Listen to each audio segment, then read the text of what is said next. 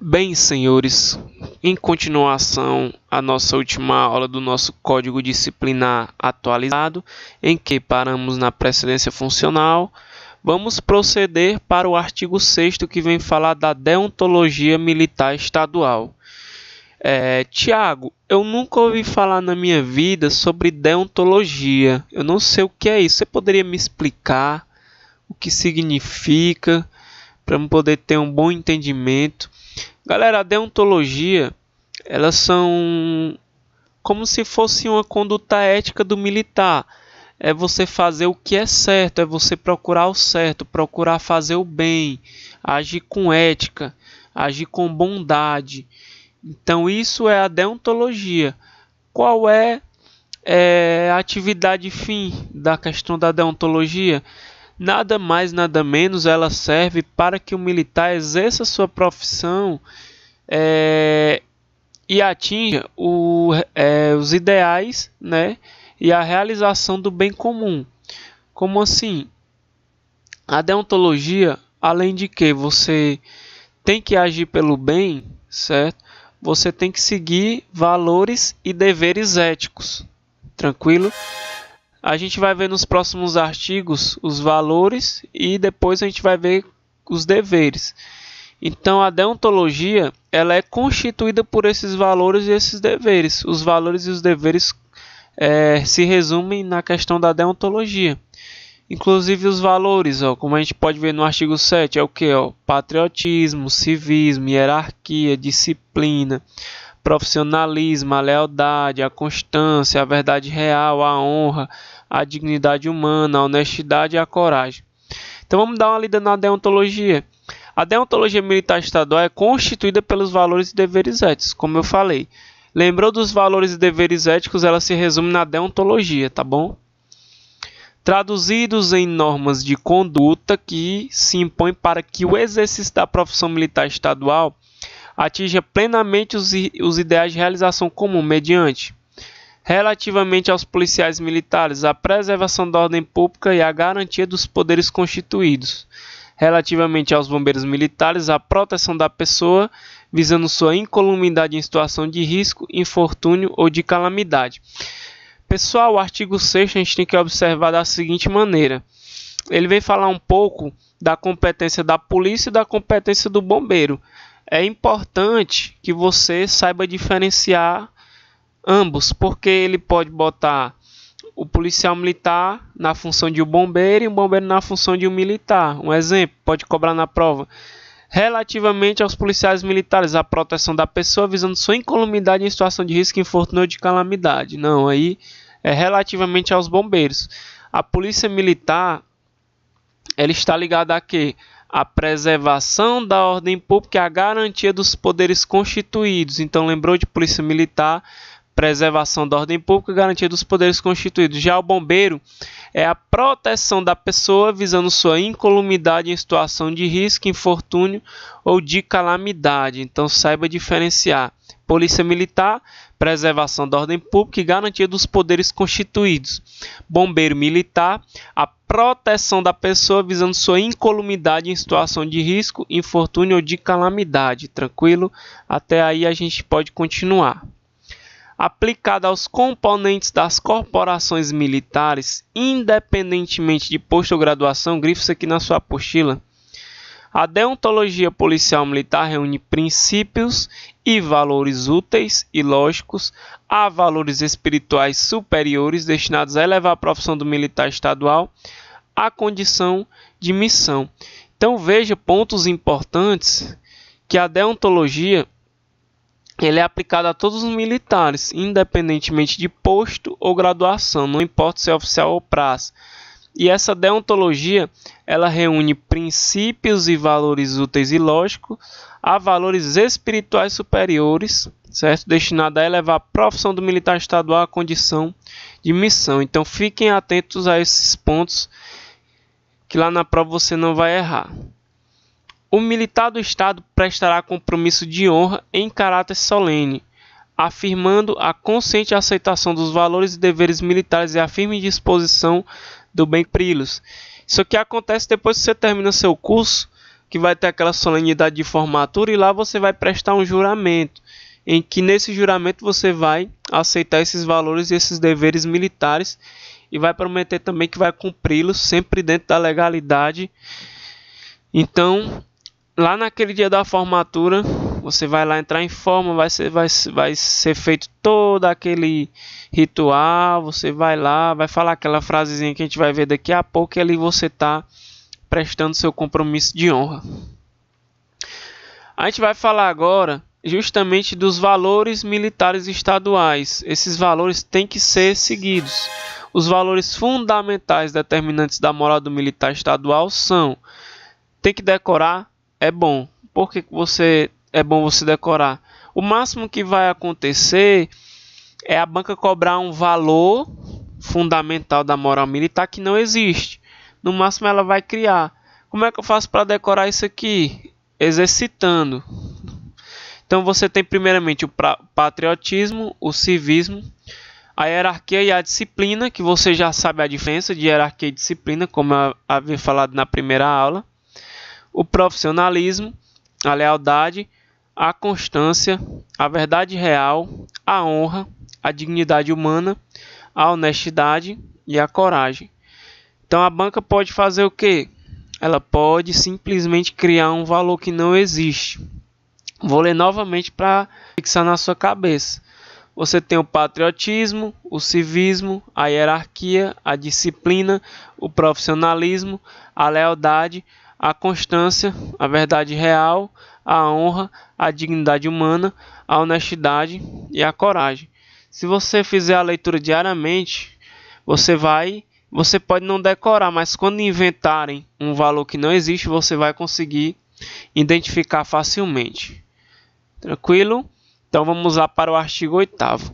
Note, observe que o artigo 7 do nosso código, ele fala sobre os valores.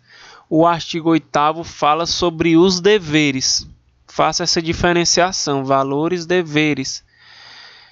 É importante você saber disso lá na frente, porque você vai ver que se você for contra esses valores e esses deveres, se você ferir esses valores e esses deveres, você provavelmente vai estar cometendo uma transgressão disciplinar e vai responder pelo seu ato. Artigo 8º, vamos dar uma lida. Os deveres éticos emanados dos valores militares estaduais e que conduzem a atividade profissional sob signo de retidão moral são os seguintes. Galera, no artigo 8º, ele vem trazendo uma série de deveres que devem ser cumpridos pelos militares. Eu trouxe os que eu acho mais importantes para a prova, mas eu deixei a missão de vocês lerem todos esses deveres. Eu trouxe os mais relevantes, que são importantes para você ter conhecimento. O inciso 1º, ele vem trazendo o seguinte: cultuar os símbolos e as tradições da pátria, do Estado do Ceará e da respectiva corporação militar, e zelar por sua inviolabilidade. Preservar a natureza e o meio ambiente. Como vocês sabem, a Polícia Militar tem um batalhão do meio ambiente, é o BPMA. Então, o BPMA ele vai agir na área ambiental, e justamente ele vai agir aqui, ele preserva a natureza e o meio ambiente. Então você vê que a polícia faz tudo, né? Você tem a polícia do choque, você tem a polícia do raio, você tem a polícia do meio ambiente. Vamos lá para a próxima. Abster-se, ainda que na inatividade, do uso das designações hierárquicas. O que é a designação hierárquica? A designação hierárquica é você usar seu grau hierárquico. Um exemplo, sou capitão, sou major, sou soldado, sou cabo. Então tem casos que você não pode apresentar seu posto ou graduação. Você tem que abster-se de se apresentar como militar, mesmo que você seja inativo. Veja bem, ele proíbe até para o cara que é inativo, ainda que na inatividade, do uso das designações hierárquicas Então, quando é que você é proibido de usar sua designação hierárquica? Em atividade político-partidária, salvo quando o candidato a cargo eletivo. Então, quando você participar de uma atividade político-partidária, mesmo que você seja militar inativo, você não pode usar sua designação hierárquica, não pode se apresentar como soldado, como cabo, como sargento, como capitão, como major, não pode. A não ser que você seja candidato a cargo eletivo. Você tem vários exemplos de militares que foram candidatos a cargos eletivos em que inclusive ganharam. Você tem aquele capitão Stevenson, né, do Rio Grande do Norte. Você tem o capitão Jair Messias Bolsonaro, que é presidente da República, que ele não é militar, ele não é da Polícia Militar, mas ele é das Forças Armadas e a legislação é parecida. Você tem o capitão Wagner, que é deputado federal. Você tem o soldado Noélio, que é deputado estadual aqui do Ceará. Então você tem vários exemplos. Você tem o cabo Sabino, né, que é ex-deputado federal. No caso, como eles são candidatos ao cargo eletivo, eles podem usar o seu grau hierárquico, né, seu posto ou sua graduação. Atividade comercial ou industrial. Se você for exercer uma atividade comercial ou industrial, não pode usar da sua designação hierárquica. Pronunciamento público a respeito de assunto militar. Se for fazer qualquer tipo de pronunciamento público a respeito de assunto militar, não pode usar a sua designação hierárquica, salvo de natureza técnica. Beleza? De natureza técnica é permitido. Exercício de cargo ou função de natureza civil. Se você for exercer um cargo ou função de natureza civil, você também não pode se apresentar com sua designação hierárquica. Você tem que abster da sua designação hierárquica. Tranquilo? Então decora aí, aprenda que você não vai errar. Vamos para a próxima. Ao militar do Estado em serviço ativo, note que se aplica ao ativo, o ativo está sujeito ao Código Disciplinar. Opa! Deixa eu voltar aqui, só um minutinho.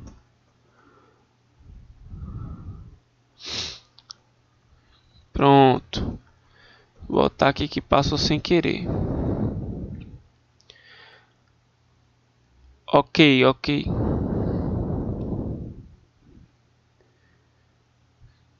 Pronto. Então vamos lá, continuar. Veja bem.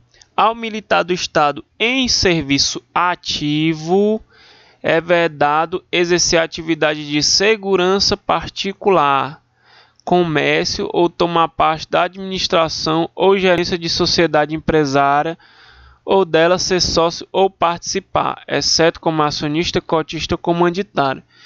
Então, a partir do momento que você é militar ativo, você não pode exercer atividade de segurança particular. Se você já exerce a segurança pública, fica proibido você exercer segurança particular. E se você acabar cometendo esse ato, isso vai configurar uma transgressão disciplinar e você vai responder por ela.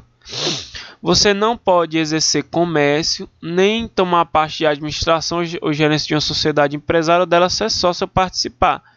Só que ele dá uma exceção, exceto como acionista, cotista ou comanditário. Isso aqui é aquele exemplo de você investir em bolsa de valores. Você compra ali uma parte da Petrobras, uma porcentagem, né?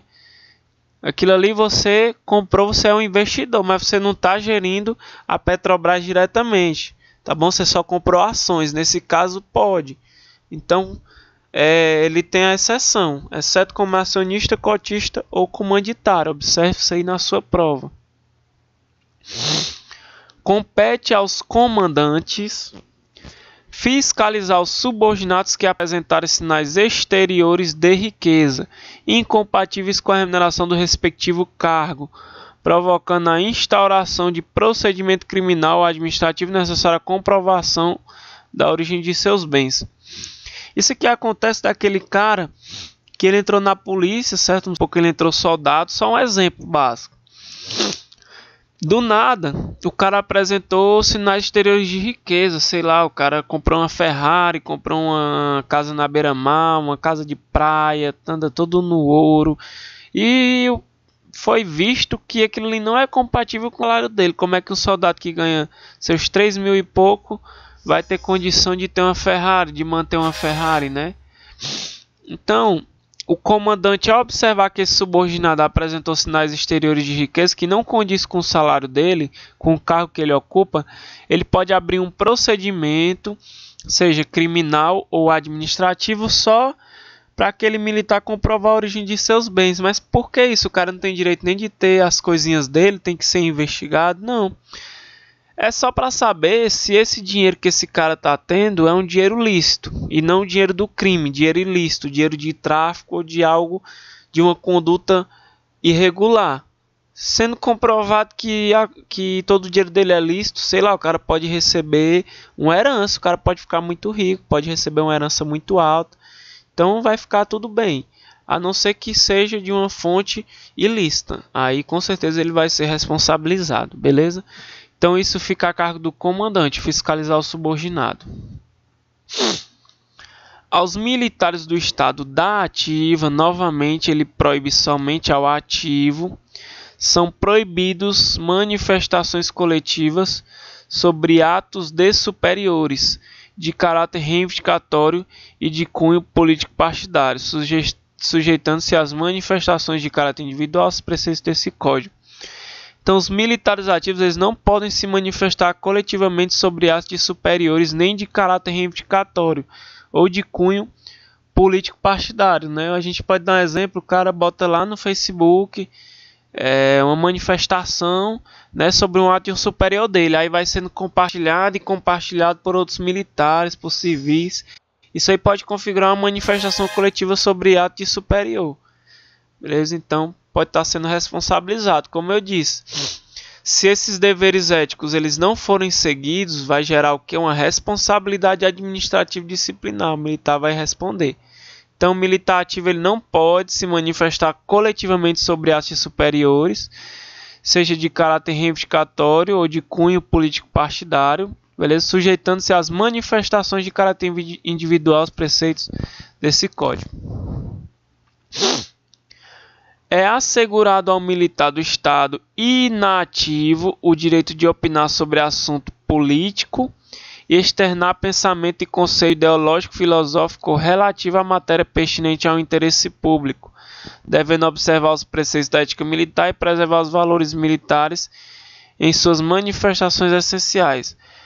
Então ele permite que um militar inativo ele dê sua opinião sobre assunto político e também o direito de externar pensamento e conceito ideológico, filosófico ou relativo à matéria pertinente ao interesse público, desde que ele observe os valores, né, e a ética militar, beleza?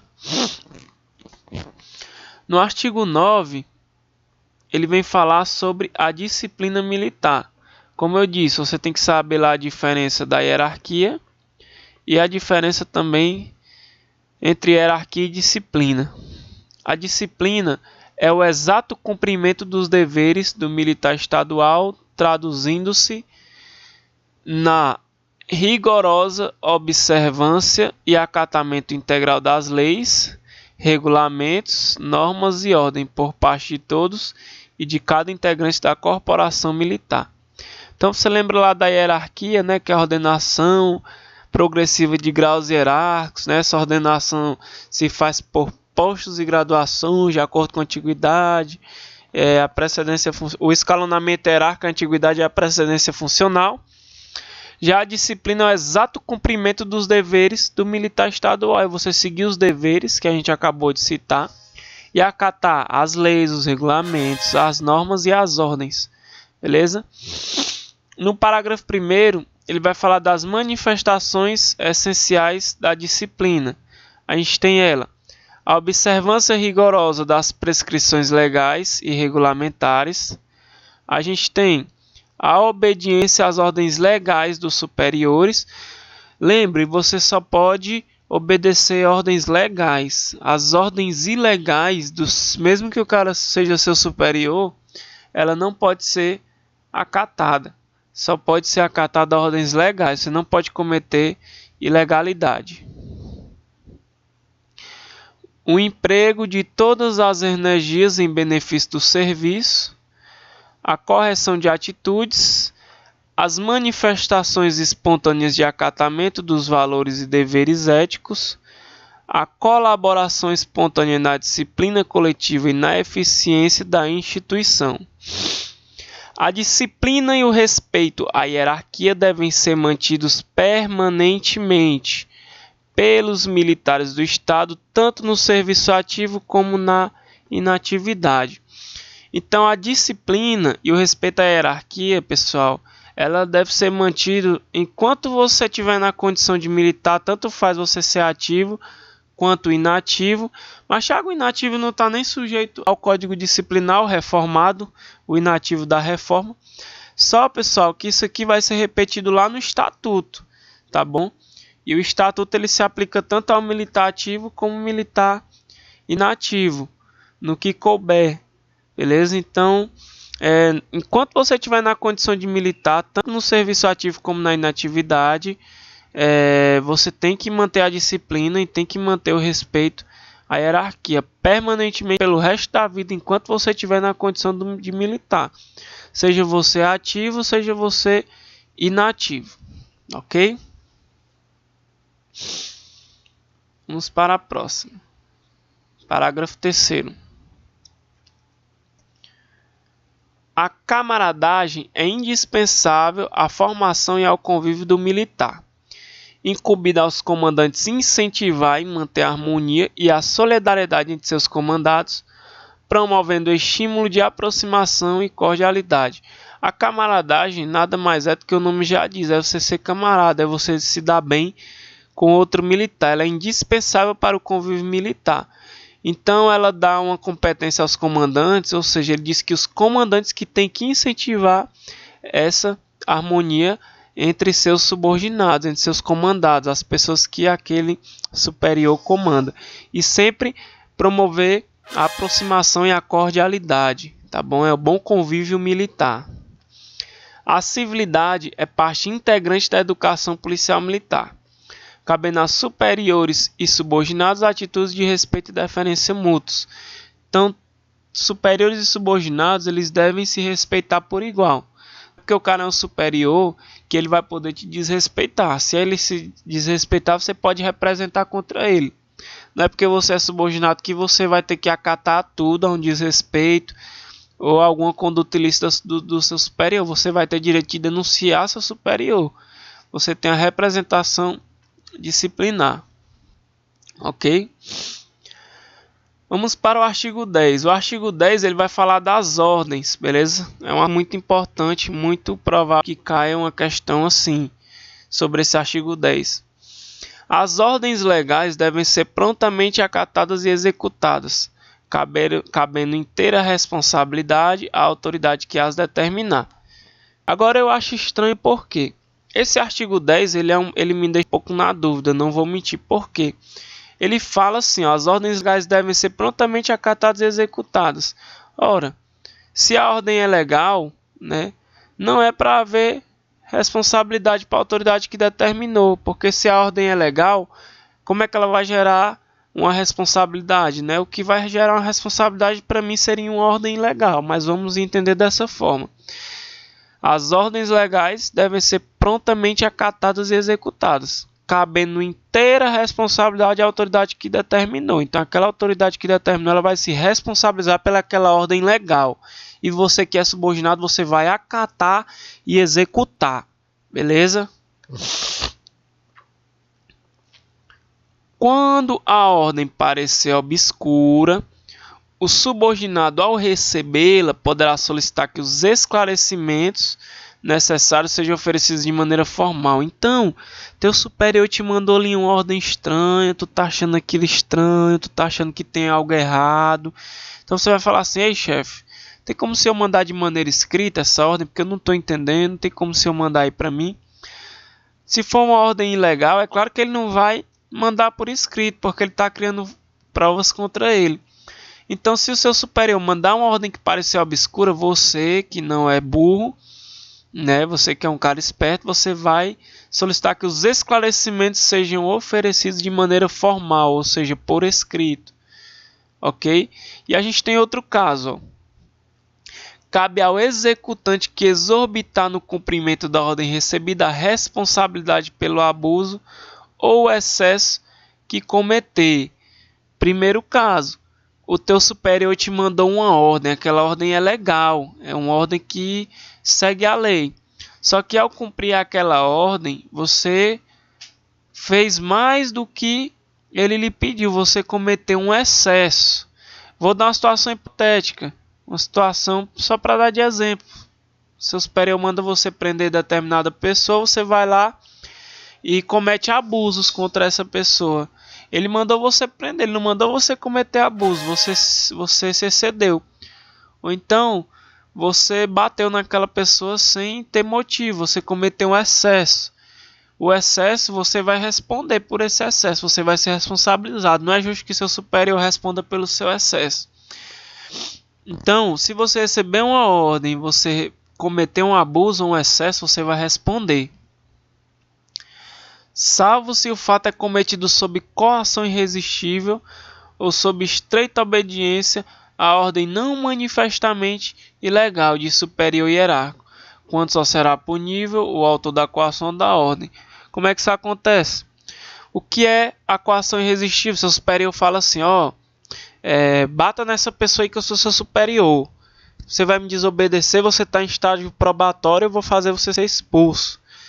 Né? Um exemplo bem radical. Você vai lá, como é uma coação irresistível, você foi lá e cumpriu. Então você não pode ser responsabilizado. Quem vai ser responsabilizado é quem? O autor da coação, que ele coagiu a cometer aquele fato. E o segundo caso é sobre estreita obediência à ordem não manifestamente ilegal. É uma ordem que parecia ser legal, só que depois foi visto que ela era uma ordem legal. Não está na cara que ela era ilegal e você, na boa vontade, foi lá e cumpriu. Então, como não estava na cara que a ordem era ilegal, quem vai ser punido vai ser o autor da ordem que não estava na cara que era ilegal. Parecia uma ordem ilegal, mas não era. Um exemplo, seu superior manda você prender um cara porque está dizendo que ele tem mandado em aberto. Aí chegou na delegacia, foi uma ordem legal, você conduziu, quando foi ver, não tinha nenhum mandado em aberto. Você restringiu aquela liberdade da pessoa sem justa causa. Ele cometeu uma ilegalidade, mas você não vai ser punido porque você recebeu uma ordem que parecia ser uma ordem legal, depois foi vista que foi ilegal. Ou seja, foi uma ordem não manifestamente ilegal do seu superior. Então quem vai ser punido vai ser o autor dessa ordem não manifestamente ilegal, seu superior hierárquico. Ok? A ofensa aos valores e aos deveres vulnera a disciplina militar, como eu disse. Você não pode ir contra os valores e os deveres. Porque vai constituir o quê? Constituindo infração administrativa, penal ou civil isolada ou cumulativamente. Então, por um ato que você cometer, você pode responder na administrativa, na penal ou na civil. Ou então você pode até responder nas três só de uma vez. Ou seja, não é porque você vai ser punido aqui pelo código administrativamente que vai impedir que você também seja punido na esfera penal. Por um ato você pode ser punido na administrativa, na penal e na civil. As três ao mesmo tempo, ou então você pode responder só da administrativa, ou então só na penal. Vai depender da falta que você cometeu. Tá bom? Se você bateu numa pessoa, você espancou aquela pessoa até ela morrer, um exemplo. Você vai responder da administrativa, pelo código. Você vai responder pela penal também, pela morte daquela pessoa, pelo homicídio que você cometeu. E você também pode responder na esfera civil, para pagar aí os danos à família daquela pessoa. Pagar aí uma pensão à família da pessoa pelo prejuízo que você deu familiar. Então você pode responder nas três ao mesmo tempo, depende do fato. Então vai depender muito do ato que você cometeu, tá bom? Agora outro exemplo, você foi considerado ausente, né? Passou mais de 24 horas sem comparecer no quartel. Você foi considerado como ausente. Você vai responder só na esfera administrativa, né? É uma transgressão, não tem para que você responder na penal ou na civil. Beleza? Então vamos lá para a próxima. O militar do Estado é responsável pela... Só mais uma coisa, galera. Lembre-se que o militar do Estado, ele responde ao direito penal, mas também ele tem mais uma leizinha que se aplica a ele, que é o direito penal militar, que vai lhe punir quando você cometer um crime militar. Então, você que é militar, você tem mais uma lei que vai lhe abranger, que não abrange a pessoa normal, a pessoa civil. Só abrange você que está na condição militar. A gente tem um exemplo da deserção. Você passar mais de 8 dias sem comparecer por vontade própria. Isso é um crime militar. Você vai responder lá no Código Penal Militar. Beleza? É um crime propriamente militar, que a gente chama que só o militar ele pode cometer. O militar do Estado é responsável pelas decisões que tomar ou pelos atos que praticar, inclusive nas missões expressamente determinadas, bem como pela não observância ou falta de exação no cumprimento de seus deveres. Beleza? Vamos para o parágrafo 2º.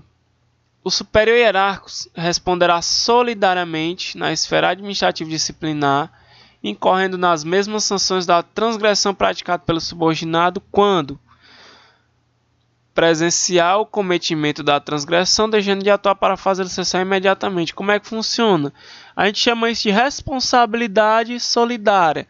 Mas essa responsabilidade ela só vai ocorrer na esfera administrativa. É quando, um exemplo, você presenciou o cometimento da transgressão. Você viu seu subordinado cometendo aquela transgressão e você não fez nada para cessar. Você continuou lá, vendo ele cometendo aquela transgressão e não fez nada. Então, como você não fez nada, você vai responder solidariamente junto com aquele subordinado, incorrendo nas mesmas sanções da transgressão praticada pelo seu subordinado. Só que você tem que observar que quanto mais grave, quanto mais elevado for o grau hierárquico, maior será a responsabilidade. Então, como você é superior, você pode ser punido de maneira mais severa. Apesar de que ele fala que incorrendo nas mesmas sanções da transgressão praticada pelo seu subordinado. Então lembre-se, tem a responsabilidade solidária, ela só funciona na esfera administrativa. Ela pode ocorrer quando o superior presenciou o cometimento da transgressão e não fez nada para cessar imediatamente. E ela pode ocorrer também quando concorrer diretamente por ação ou omissão para o cometimento da transgressão, mesmo não estando presente no local do ato. De alguma maneira, você tem uma ligação nessa ação ou omissão. Você não está no local, mas você tem alguma coisa a ver. Você concorreu diretamente por ação ou omissão para que seja cometida a transgressão. Então, você como superior, você vai responder solidariamente na esfera administrativa disciplinar, incorrendo nas mesmas sanções da transgressão praticada por seu subordinado. Beleza? A violação da disciplina será tão mais grave quanto mais elevado for o grau hierárquico de quem a cometer. Então, quanto maior o seu grau hierárquico, maior a sua responsabilidade. Quando você violar a disciplina, você vai ser punido de maneira mais severa. Se você tem ali um capitão e um soldado que cometeram a mesma transgressão, o capitão é para ser punido de maneira mais severa, para servir de exemplo, porque o grau hierárquico dele é maior do que o do soldado. Beleza? Aqui, galera, a gente tem uma pirâmide de como funciona a hierarquia da polícia. Você vai ingressar aqui como soldado, depois você vem a cabo, depois você vem a terceiro sargento, segundo sargento, primeiro sargento, subtenente, e aqui encerra a carreira das praças. Beleza?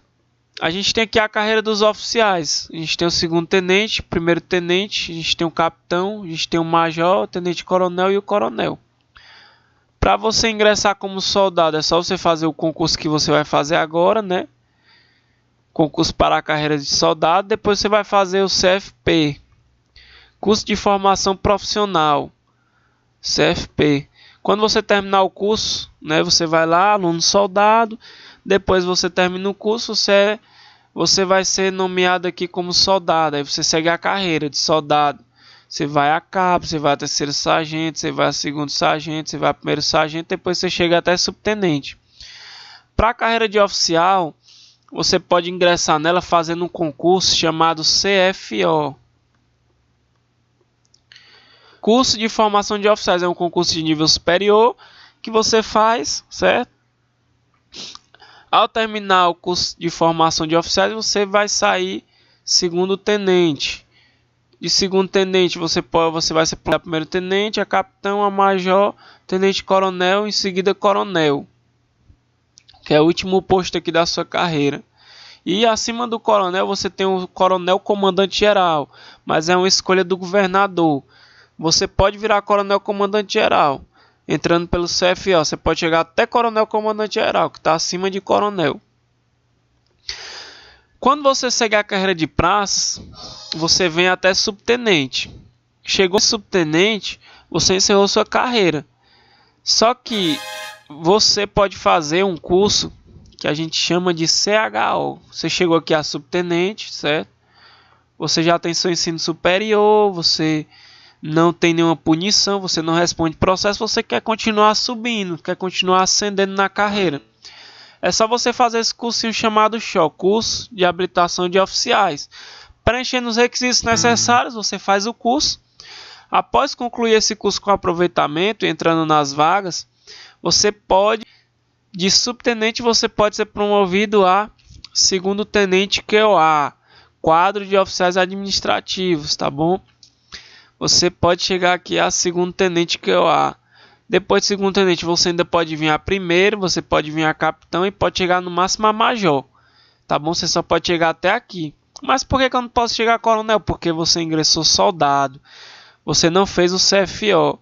Então, por esse motivo, você pode vir no máximo a major. Beleza?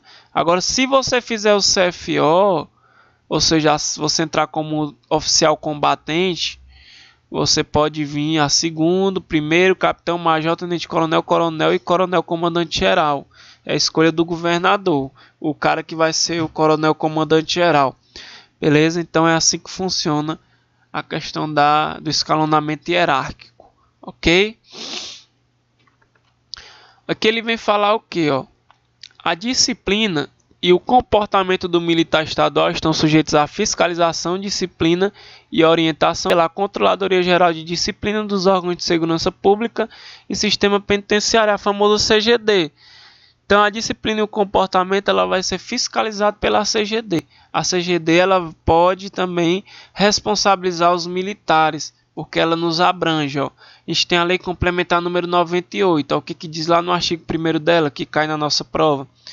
Fica criado no âmbito da administração direta do Poder Executivo Estadual a Controladoria Geral de Disciplina dos órgãos de segurança pública e sistema penitenciário do Estado do Ceará, com autonomia administrativa e financeira, com competência para realizar, requisitar e avocar sindicâncias e processos administrativos para apurar a responsabilidade disciplinar dos servidores integrantes do grupo de atividade de polícia judiciária, policiais militares, bombeiros militares e agentes penitenciários, visando o incremento da transparência da gestão governamental, o combate à corrupção e o abuso no exercício de atividade policial ou de segurança penitenciária, buscando uma maior eficiência nos serviços policiais e de segurança penitenciárias prestados à sociedade.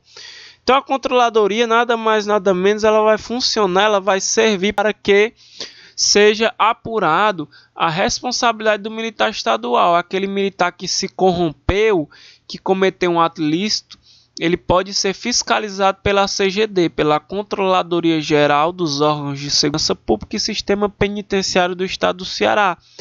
Qual é o objetivo da CGD? É justamente combater a corrupção e o abuso do exercício da atividade policial. Então, se você por acaso vier a cometer algo de errado também, a controladoria ela pode lhe responsabilizar. Você vai ser chamado, vai ser ouvido, vai ser aberto um processo administrativo ou uma sindicância, beleza? Então você pode também ser responsabilizado também pela essa lei complementar número 98, que é a lei da Controladoria Geral. Tranquilo? A gente vai ver ela mais na frente. Não precisa ter pressa. Então essa aula a gente finaliza aqui. Espero que você tenha gostado. Até a próxima aula. E um abraço. Fique com Deus.